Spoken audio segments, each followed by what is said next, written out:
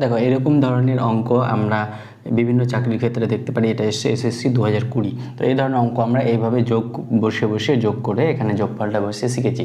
এবার আমরা অন্য একটু প্রসেসে শিখবো, একটা ট্রিকের মাধ্যমে শিখবো। দেখো 6 আছে একবার, এখানে দুবার, এখানে তিনবার, এখানে চারবার।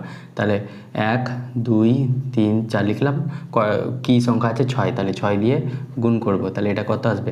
4 6 24 4 হাত তাহলে 2 3 6 18 19 20 0 হাত তাহলে 2 3 6 2 12 13 14 4 হাত তাহলে 1 2 2 আর 1 3।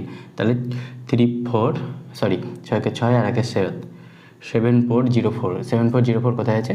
অপশান সি এ। তাহলে এর অপশান হয়ে যাবে সি। এইভাবে দেখো সেম প্রসেসে আছে। 4 একবার, দুবার, তিনবার, চারবার। তাহলে 1 2 3 4 4 দিয়ে গুণ। তাহলে 4 4 16 6 আর তাহলে 1 3 4 12 আর 1 13 3 4 2 8 আর 1 9 4 কে 4 4 9 3 6 আর আনসার হয়ে যাবে 4 9 3 4।